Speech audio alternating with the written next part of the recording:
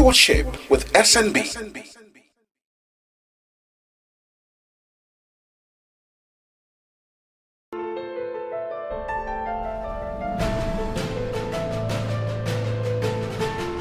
What do you do on a Thursday afternoon? Having lunch? Taking a drink?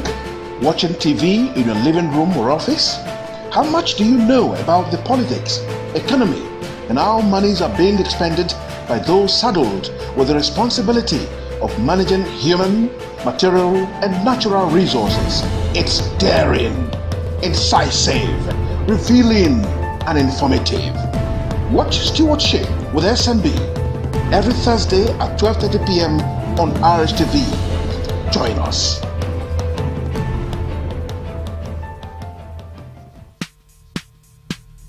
Stewardship with SNB. Governor Wike said his administration will continue to give security of lives and property all the attention that it deserves in spite of the obvious lack of cooperation from the federal government. Mr. Speaker and honorable members, as expected of us, we will continue to give security of lives and property all the attention that it deserves in spite of the obvious lack of cooperation from the federal government. Accordingly, the sum of 18 billion has been proposed to fund all aspects of securing and keeping Rivers State safe, peaceful and secure, including the personalization of the recently established Neighborhood Safety Corps program. The Neighborhood Safety Corps program is very dear to us as a government. Apart from the number of youths that we employ, the program has the potential to enhance our collective security, and so we are prepared to do whatever it will to take to ensure its implementation in the course of 2019. Governor Wike. Stewardship with SNB.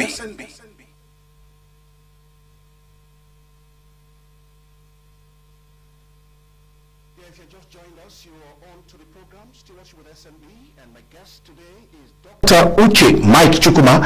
He's the Director General, Neighborhood Watch, as established by the River State Governor here in River State. Doc, you're welcome to the program Stewardship. Thank you very much.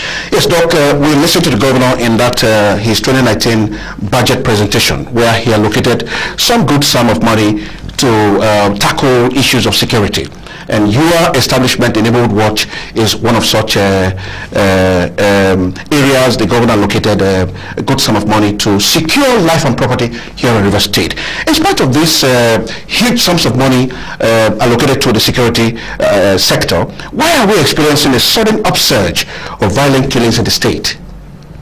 You are an assistant police commissioner, ex-assistant police commissioner, and of course a one-time public relations officer of the River State Police Command. Am I correct, sir? You are right. Yes, and you are now the DG, Neighborhood Watch. You are a security expert. Why the upsurge? Well, as you know, the security situation in the country generally needs some restructuring. The checking per se. We've had a system that's been going on over the times. We inherited a system from our colonial masters. Since then, from till now, there has not been any adequate measures to ensuring that we build our indigenous security.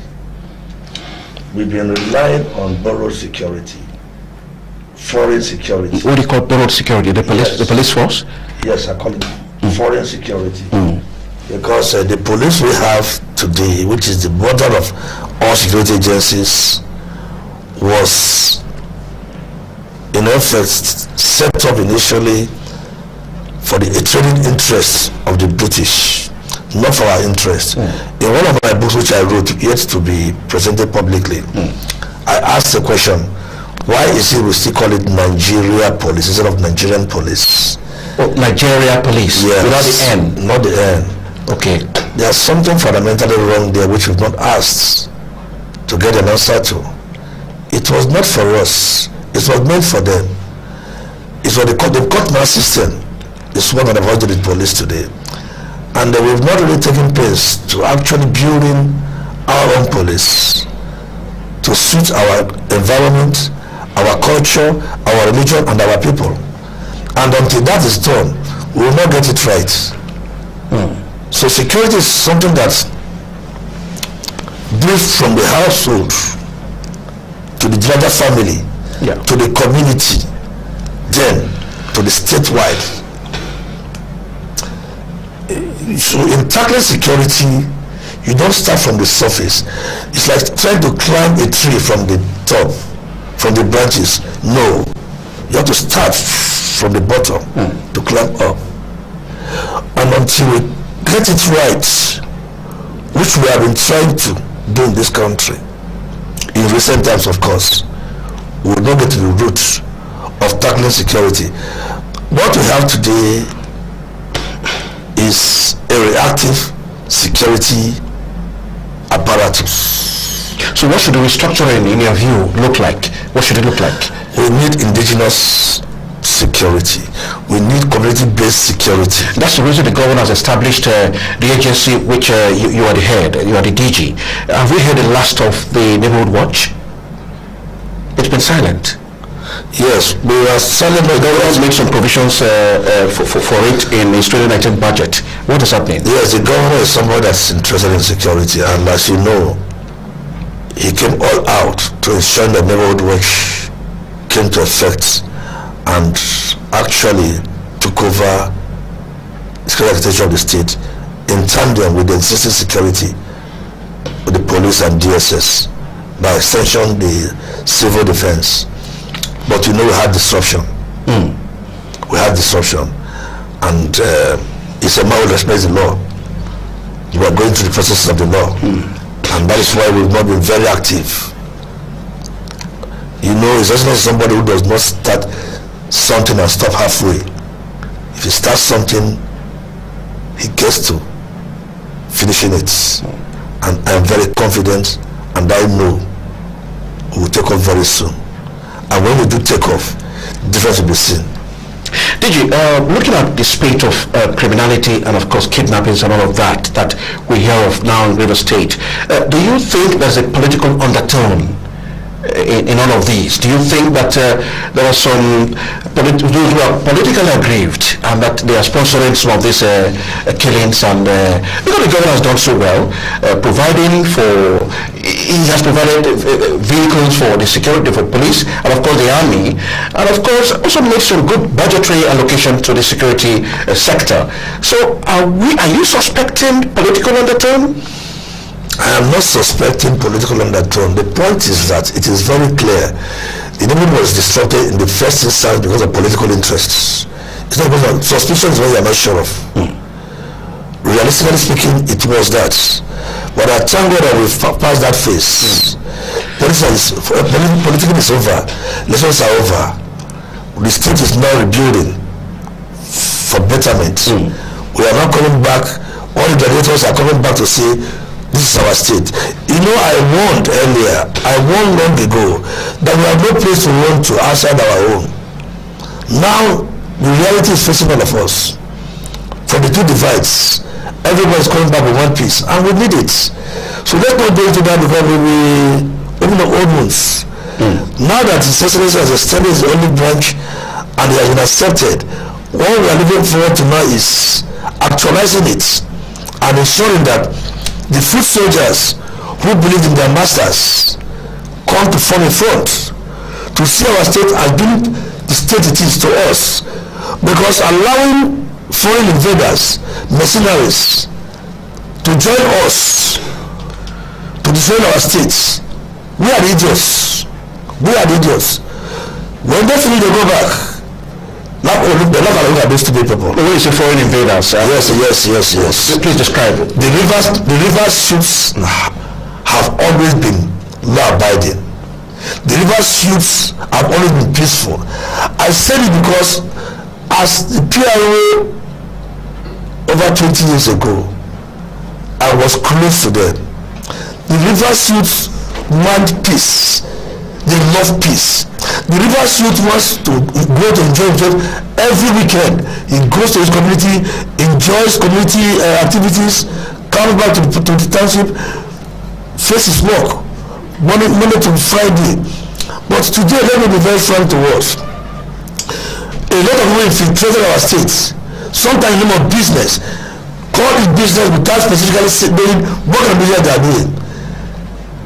defend our youths, brought their minds and use them from these activities. Some of the drugs in our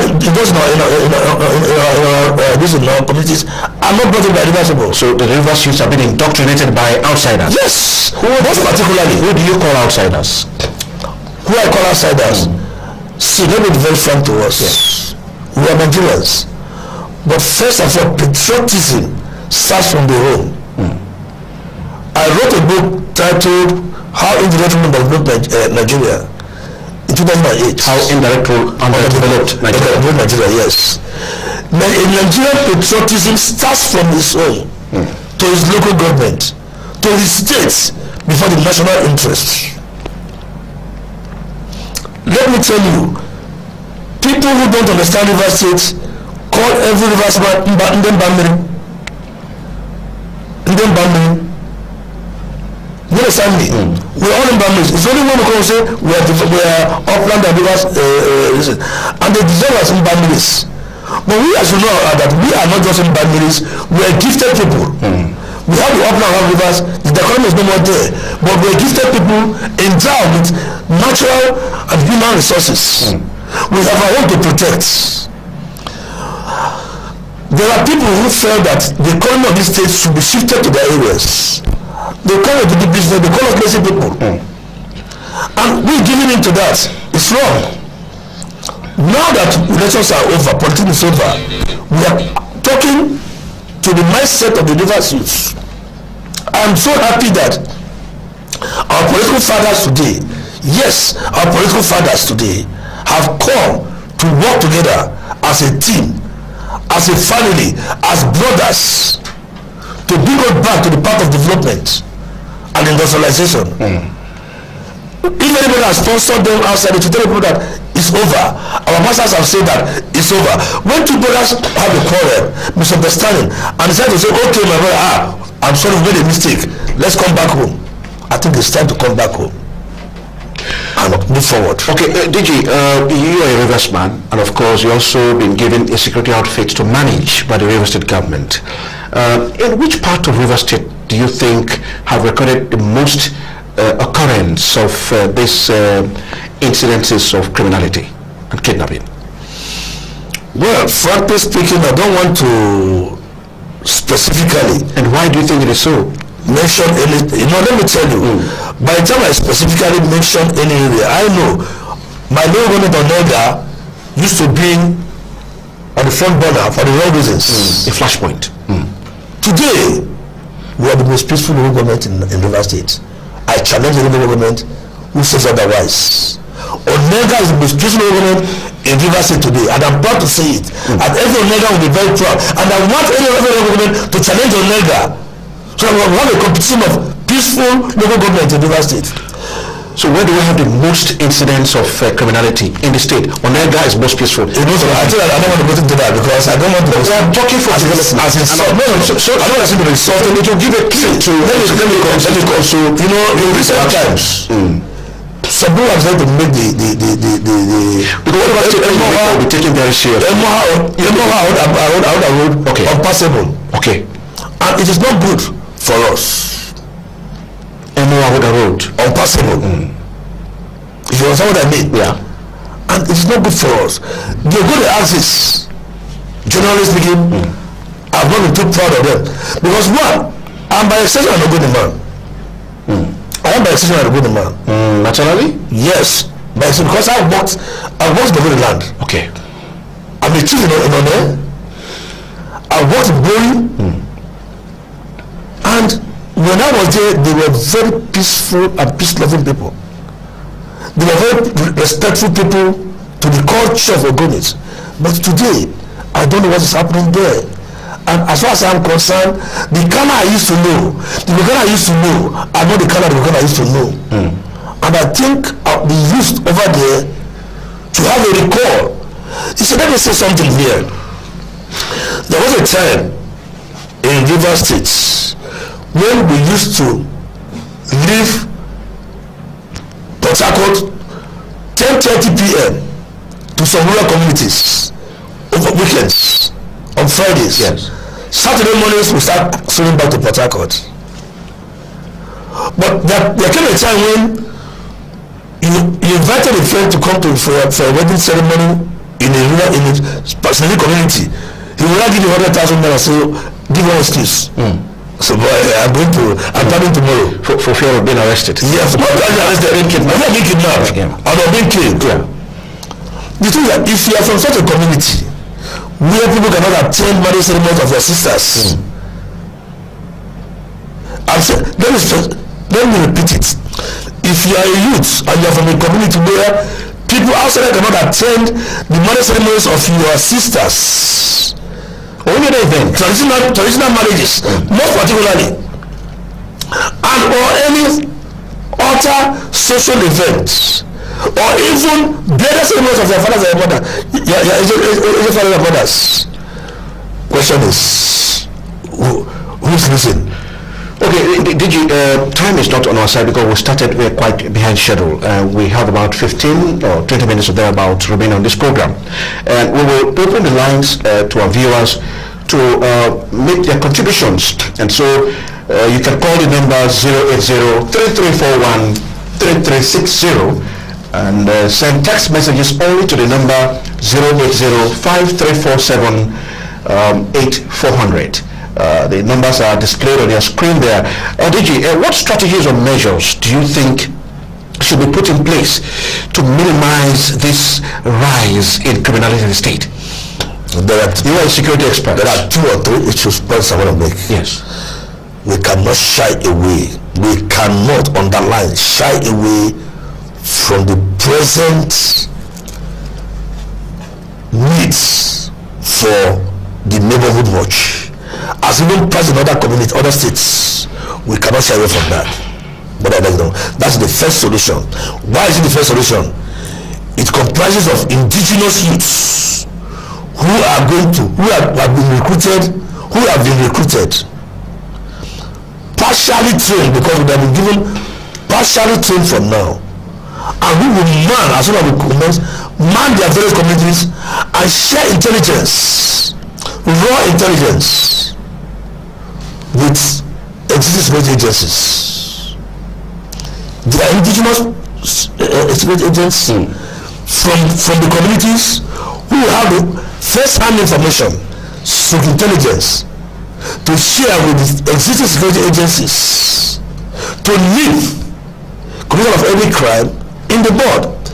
Reactiveness of this is not what we are focused. Preventive is precisely what our focus should be. Once that is done, first and foremost, another additional to it is that the ones that are involved are employed to reduce some weights of idleness. By extension, those who are employed will patronize those with craft experience and all that. Multiply effect. Number 2, it is also going to encourage investors to remain and even to come in. When these investors remain and they come in, people who are not employed within the neighborhood will be employed in those companies. Let me tell you, a retailer shop that has 5 employees has employed 5 generations. A company that employs 20 persons has employed 20 generations. That is number 1 aspect. Number 2, suggestion I'm also making is that we should start decentralizing development in Rivers State. We start development. For instance, higher institutions, some of them should go, or some of the faculties should go some zones outside Port Harcourt, so it can engage this youth. Higher institutions, sometime the coming, should be shifted to some senatorial zones outside Port Harcourt. By so doing, you will discourage rural-urban migration and increase the flow of manpower within the rural areas. Okay. By the time you do it, you are decongesting Port Harcourt, you are decreasing crime rates, and engaging youth over there constructively. What is the average age of these youths involved in this violence? When I was in service, From your experience. when I was in service, the average age we used to have were 12, 22. 12, 22. That makes them more dangerous because one, a lot of them are not married. They don't know the realities of life. They don't have time to Responsibilities. They will just take one or two calls and then you continue with the thought. Hello, good afternoon. Hello. Hello. Good afternoon. Good afternoon. I'm calling from Bonnie. You are calling from Bonnie. What's your name, please? Yeah. What's happening? What's your name, please? What's your name? You're on to Stewardship with SNB. My name is Goddy P. Goddy P calling from Bonnie. Yes, go on. You make your contributions. What I understand from what this guy is saying is that I know but I grew up for Port Harcourt all my life. Just what I'm telling you people is that I could remember that we have celebrated the most peaceful state in Port Harcourt 2 times. Okay. Okay, go on. I can't remember the year, but I know that we have celebrated Port Harcourt the most peaceful state 2 times. I know about it. So that is what to confirm what that man is saying there. That's Goddy, what's the point you're making? Just be very specific. I am just taking to confirm that because now the way the Port Harcourt is happening, there is something happening there. There is not the way that we see one way. All right. Thank you so much, Goddy, for your contributions. That is what to confirm what the man is saying. Thank you so much. Thank you so much for your contributions. Thank you. Let's take another call. Hello, good afternoon. Hello, good afternoon. Hello, good afternoon. Good afternoon. Good afternoon. My name is Felix. Your name is what, Felix? Felix, yeah. Calling from where, please? I'm calling from Port Harcourt, here with the story. Felix, you may share your thoughts or any other contributions or questions with us. The DJ is here in the house. My contribution is that I support what the security expert as the man in charge of the... Is the DG River State Neighborhood Watch? Yeah. Yeah. So what I wanted to contribute there is that River State needs people. Okay. You see, a lot of the that are carrying gold everywhere in the room for it, whether the one they grant amnesty and they go back to the attitude, or the one that are not the grant amnesty, they need job. Okay. Because the man that appears cannot go and associate with himself in a life that will not cause victim any day. Okay. Please, we should cooperate with this man and do the needful. It's for the benefit of our tomorrow, not for Thank you. today. Thank you, Felix. Thank you so much. Thank you. Let's take another call before we come to you. Hello, good afternoon. Hello. Good afternoon. You're on to Stewardship with SNB here in Real Estate Television.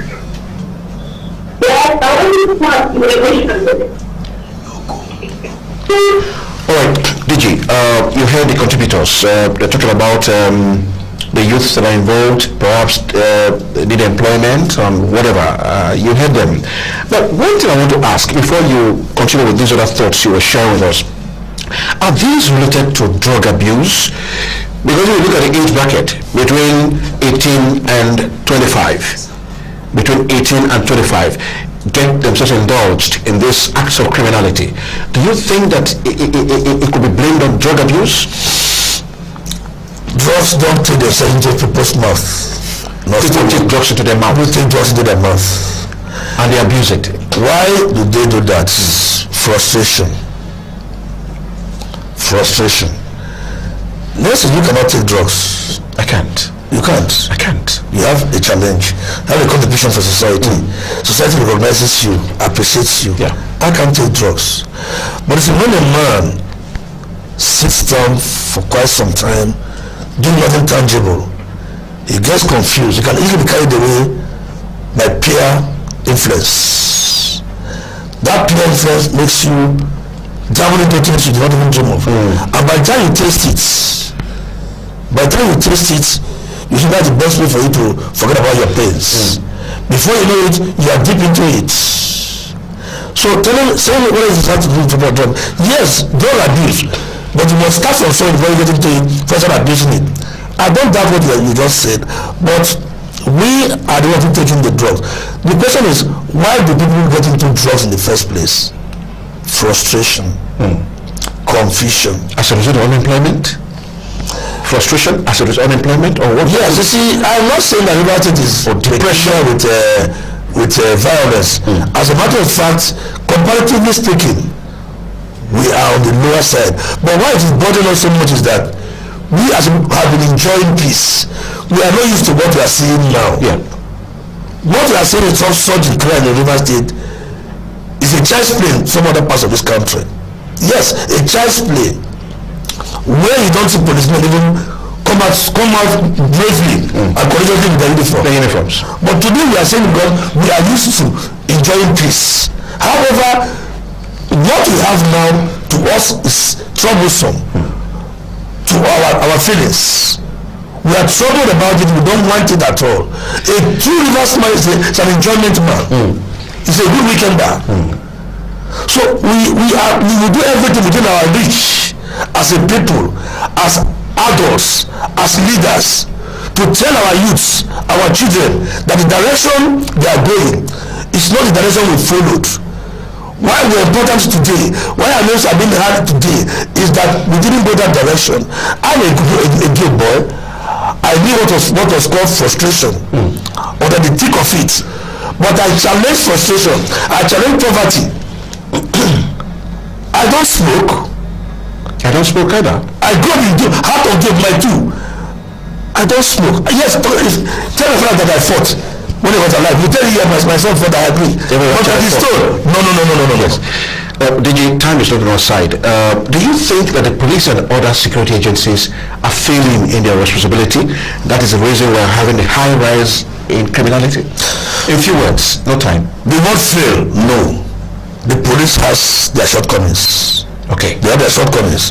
And one of the problems they have is the issue of, one, the training, two, the postings, three, this by extension affects their interest in the job. Yes, the training, the posting, procedure, and their commitments. Who are these policemen on our soil today? That's why I say borrowed security system. Who are these policemen on our soil today? What is the posting system of these officers? How committed are they to the places they are posted to? What is their level of stakeholdership to the community they are following? If anything happens to that community, can they be affected by it? Can it affect them? We don't have the relatives that are living there forever. These issues are very important, and that is why I think come back to the issue of neighborhood watch. In neighborhood watch, it's a community-based security to intelligence agency. Where the actors, the community is the security community. The chiefs are part of the neighborhood watch. The CDC chairman is not part of the neighborhood watch. The women organization are part of the neighborhood watch. The neighborhood personnel are part of the community. No separation. Everybody is a natural stakeholder, and they don't live here. And I hear where I live. Very happy to affect all of us. If you good of us, we enjoy. If I die, the hell is bury me. But if you see that kind of commitment. Well, thank you so much. Dr. CHUKWUMA, the Director General, Neighborhood Watch here in the state. I want to thank you so much for finding time to honor our invitation in spite of the initial delays we experienced in the program. Let me also publicly thank you for coming to my aid at the Kala police station. I was arrested this morning. For 3 hours I was kept behind the head counter, and thank you for arresting the situation. You came in there, and you are retired, but you are very well respected amongst your old and retired peers. Thank you, Dr. CHUKWUMA. Thank you. Let me also commend the DPO Kala for doing a good job. I mean, for that listenership you give to I was not arrested for any criminal reason. So I know. I was feeling a crime scene verify what you were doing. I thank God I came also. But I want to also thank the majority leadership of the divisional police officer there, and for understanding too with us. Yes. Well, thank you so much. That will be the size of our package today. Want to very sincerely apologize for starting this program behind schedule, and we've not been able to take your calls or text messages, but we do hope that next week we shall start right on time, and then we will exhaustively do justice to our program Stewardship with SNB. My name is Solomon Nelson Braid, signing off to join you on another Thursday on a different topic and a different guest. Bye-bye.